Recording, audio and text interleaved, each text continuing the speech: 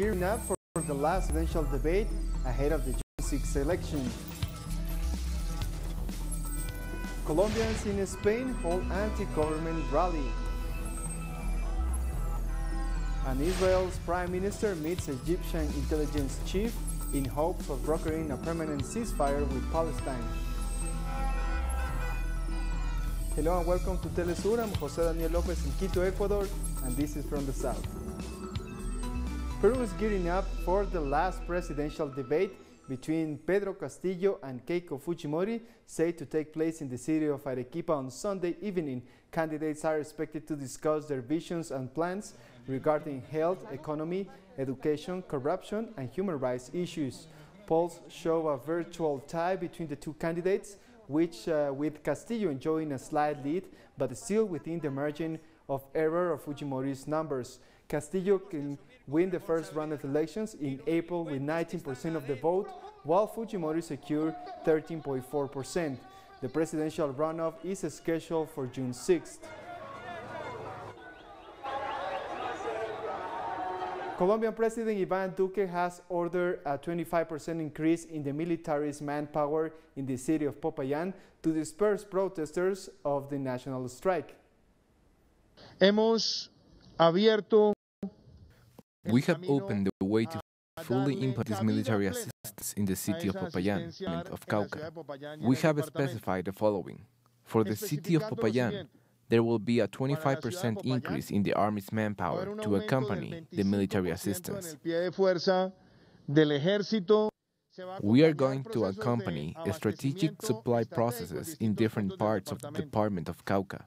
And together with the governor's office, the mayor's office, the interior ministry, and of course, the accompaniment of the authorities, we also hope to accelerate the process of unblocking the roads. Still in Colombia, Cali Mayor Jorge Iván Ospina has announced that on May 28, the day Colombia marked a full month of nationwide anti-government protests, the prosecutor's office reported 13 homicides. May 20th, 2021 is a tragic day, a painful day, and a day that has meant death in our territory and our land. However, we still cannot determine if all the deaths we have had on May 28th are connected and integrally linked to the protests. It is important to note that the prosecutor's office reports 13 homicides on May 28th. Meanwhile, protesters have vowed to carry on with the national strike despite violent repression from security forces. We are not going to tire of the national strike because we are continuing in the fight, because here I am for my students, for a better future for them and for my daughter. No more. We are not invisible to the state. We want to work with dignity. We want guarantees, that the government gives guarantees to us, to the youth. Hundreds of Colombians and Spanish supporters have marched in the streets of Madrid in support of Colombia's national strike. Protesters were carrying large banners that read "Sos Colombia" and support the national strike while waving Colombian flags. The national strike began in Colombia on April 28, triggered by the proposed but now withdrawn tax reform bill by President Iván Duque. The month of protest has left at least 59 people dead. According to the Defense Ministry, more than 2,300 civilians and uniformed personnel have been injured.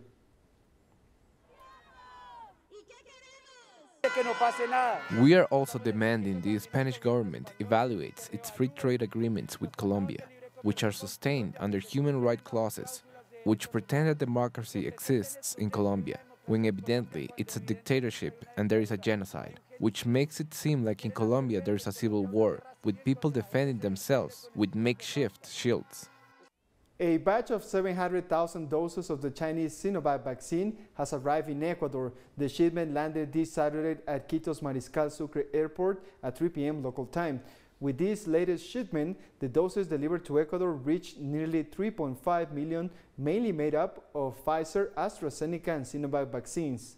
According to health authorities, about 500,000 people have been fully vaccinated in the country. Ecuador registered 1,576 new cases of COVID-19 in the last 24 hours, and the total number of infections reached almost 425,000. Thousands of people have protested against Brazilian President Jair Bolsonaro on Saturday in Rio de Janeiro, calling for his impeachment and criticizing his handling of the pandemic. Many protesters demand for the vaccination process to be accelerated and for the return of the $115 world emergency aid, which is now between $30 and $50. The crowd marched through Rio's downtown with flags and drums, demanding the impeachment of Bolsonaro. Protests also took place in other big cities of the country. We are here because of education, health, and the life of the Brazilian people. A gente tem presidente que, em vez de fazer do Brasil exemplo internacional, fez a gente laboratório de novas cepas do vírus. I'm here to fight for the rights of those in need, for the right of my children, for my right to live, to have vaccines for all. It's a government of incompetence that is ruining our country, ruining our forests, ruining the poor population, the country's foundation. Our correspondent Brian Meir has more details about the nationwide protests against President Bolsonaro. In over 200 cities across Brazil today, protests are underway against the far-right government of Jair Bolsonaro, demanding out with Bolsonaro, vaccines for everyone, and food on the table. The protests were organized by a coalition of labor unions and social movements. And in most cities, they've been going relatively peacefully with large crowds holding up signs. But in the city of Recife, police have opened fire with rubber bullets and tear gas grenades against protesters. According to the lieutenant governor of Pernambuco state, where Recife is located, these police are acting rogue. They're not under orders from the government. And City Councilwoman Liana Cirne was brutally attacked at close range in the face with pepper spray by military police who left her lying on the ground. Workers' Party President Gleisi Hoffmann said, "It's a risk to go out. We're worried about people's health, but at the same time, for people who don't have jobs, they have to go out on the streets exposing themselves to the risks of COVID-19 every day because of the growing number of millions who are now unemployed because of Jair Bolsonaro's disastrous handling of the economy. Many Brazilians are forced to go out every day anyway because the government's not giving them enough support to keep food on their tables during the pandemic." This was the first major nationally coordinated street protest since the pandemic began. And the way things are going in Brazil, it's definitely not going to be the last. More news in a minute. Stay with us.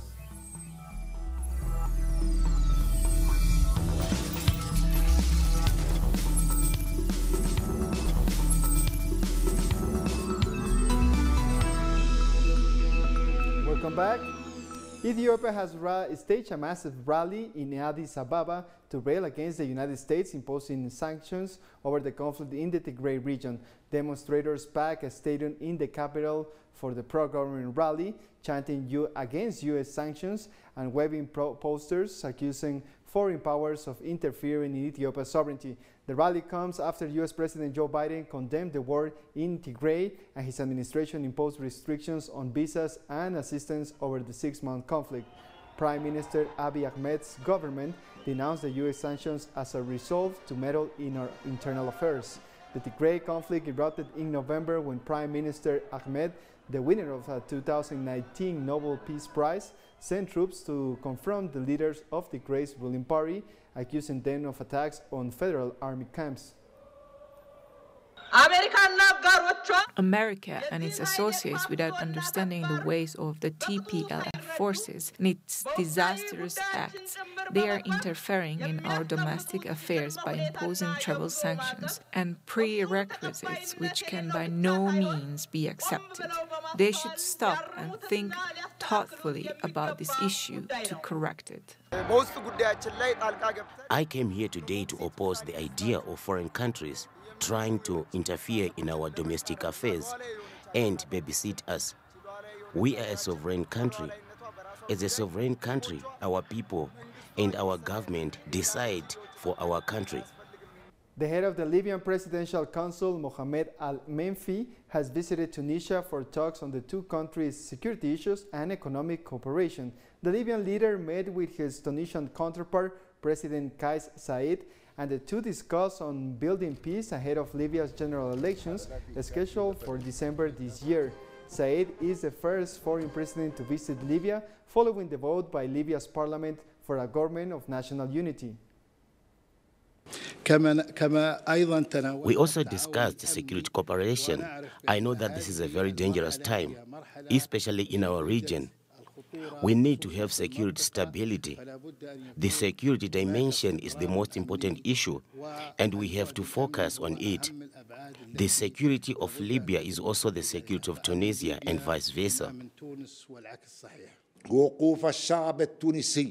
The Tunisian people stand by the brotherly people of Libya for the reconstruction of its institutions and for the securing of this time until the expression through voting of the Libyan themselves by their own will, so that they can choose what they want without any guidance from anyone.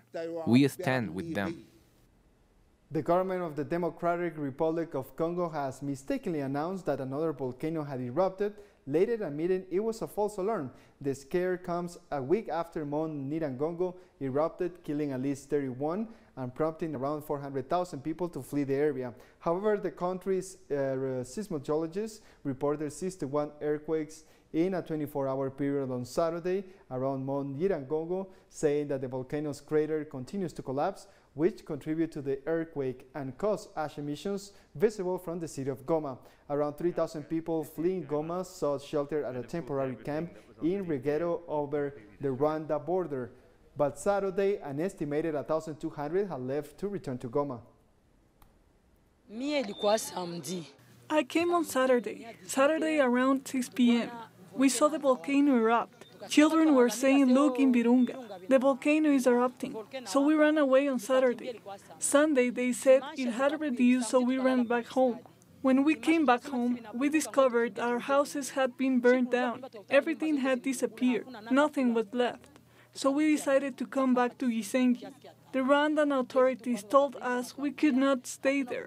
We had to go on a new site in Busasamana. DR Congo President Felix Tshisekedi has said that the situation is under control following Mount Nyiragongo's eruption. Then there's the problem of the return of these displaced people.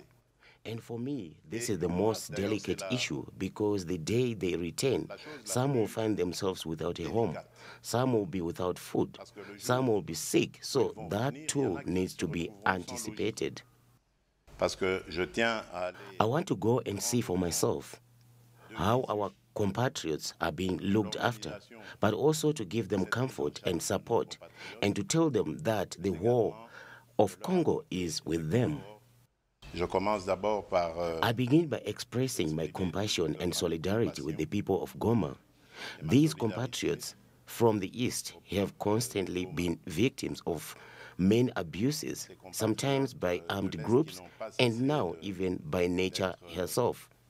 Rwandan President Paul Kagame has condemned France for finally acknowledging its role in the 1994 genocide.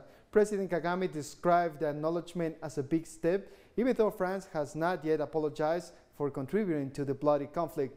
French President Emmanuel Macron recognizes France's role in the killing of nearly 1 million people during a historic visit to the East African nation this week. Kagame, who led the Tutsi rebellion that ended the genocide, has regularly accused France of complicity in the crime, but French leaders were determined not to admit it. A stage has been set where we can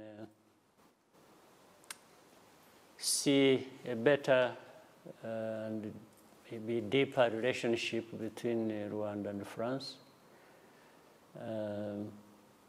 So I think I'm upbeat about it. I think it was positive, it was good that it happened, and many more things are going to happen after the visit.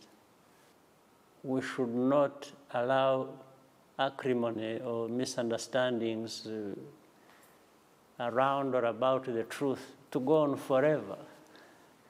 We must be able to be sensitive to the feelings and opinions of the survivors directly, specifically, and also the future that everyone has to live. We have more stories coming up after one last break. Don't go away.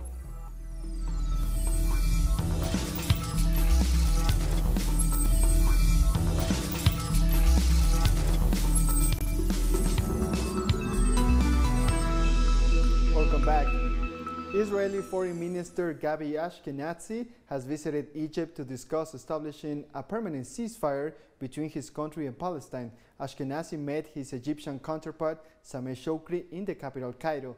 The trip, which is the first formal visit of an Israeli foreign minister in 13 years, is aimed at fostering a ceasefire with Palestine's Hamas group. The meeting aims at creating a mechanism for providing humanitarian aid and reconstruction of Gaza following 11 days of deadly fighting with Israel. Egypt played a vital role in negotiating a ceasefire earlier this month between Israel and Gaza's Palestinian leaders.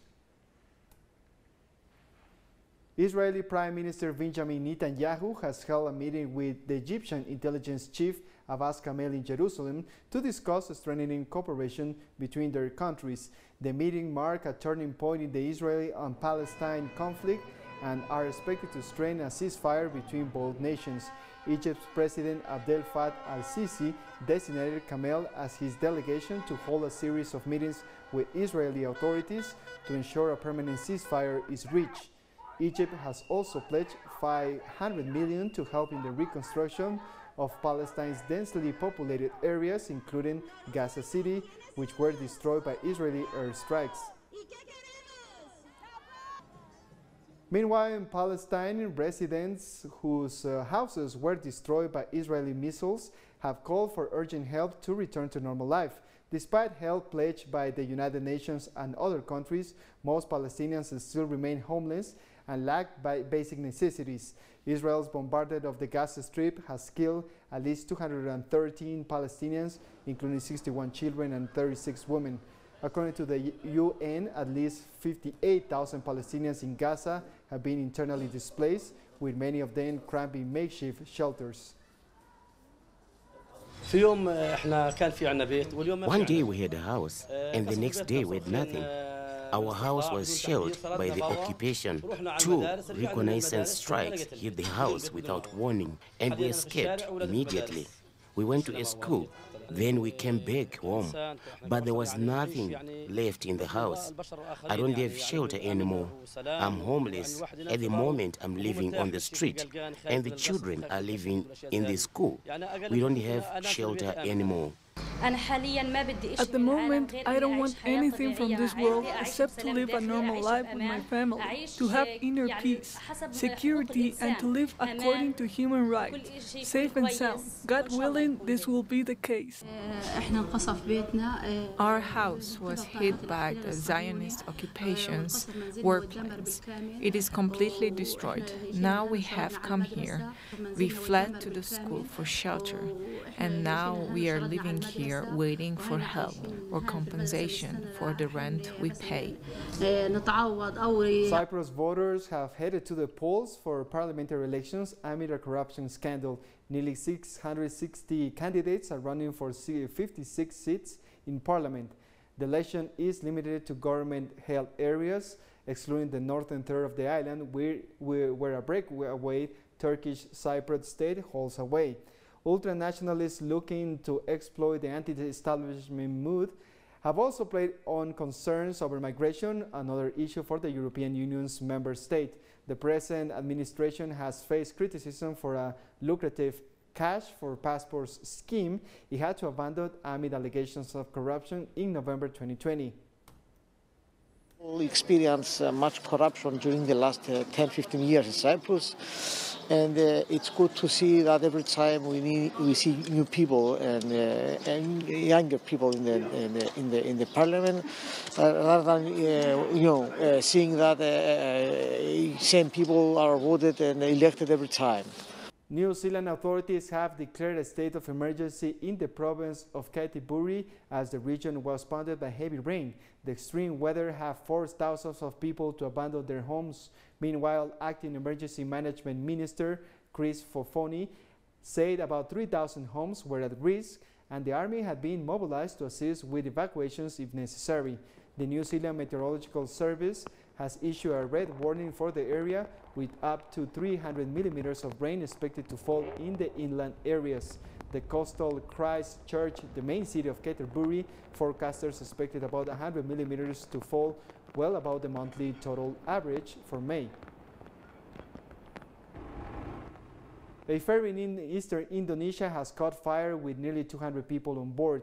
The incident forced passengers and crew to jump into the sea, but causing no casualties. The fire broke out 15 minutes after the vessel departed Ternate, the provincial capital of North Maluku province, and around 7 a.m. local time. The Sea Transportation Authority said all 181 passengers, including 22 children and 14 crew members, were rescued and safely evacuated to a nearby island. Authorities are still investigating the cause of the incident. 81 passengers are recorded in the manifest and 14 crew on board. Until now, the Joint Search and Rescue Team is still listing the passengers who have been rescued.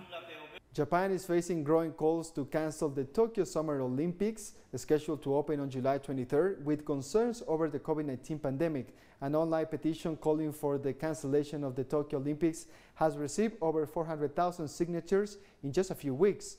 Governors want to contain the spread of the new variants and to ease the medical crisis in their cities, but there is criticism that Prime Minister Yoshihide Suga is making the Olympics his priority. Amid pressure from district governments, Suga on Friday announced that a 3-week extension of the COVID-19 state of emergency in Tokyo, Osaka, and 7 other prefectures to end on June 28th. Restrictions such as prohibiting restaurants from serving alcohol or offering karaoke services and require them to stop operation by 8 p.m. will stay in effect beyond May 31st. Sri Lanka has banned fishing along an 80-kilometer coastal area as the country battles to clear plastic waste coming from a burning ship. The country's fisheries minister said that the government will compensate the thousands of fishermen affected, while adding that the seafood currently in the market was safe for consumption. Authorities have also deployed thousands of security personnel in hazmat to clean the beaches of plastic waste and other debris from the Singapore registered cargo ship burning since May 20th. The fire broke out as the ship waited to enter the Colombo port. Authorities believe the fire was caused by the nitric acid leak. Impact on this one, the chemical is on our immediate vicinity, where it increases the chemical content as well as the alkalinity, acidity, and also the temperature of the water. It has its consequences and impacts on the altering biodiversity and disappearing of some the phytoplankton. The plastic pollutant, this, though it can travel a long distance, but there's no toxicity immediately from the plastic pellets. But once the fish swallow it, it does. Sometimes it would not be able to excrete it, and so that the food system clogged and the fish may die. And with this story, we come to the end of this news brief. You can find this and many other stories as always in our website at telesurenglish.net. And don't forget to join us on social media, Facebook, Twitter, and Instagram. For Telesur English, I'm Jose Daniel Lopez. Thank you for watching.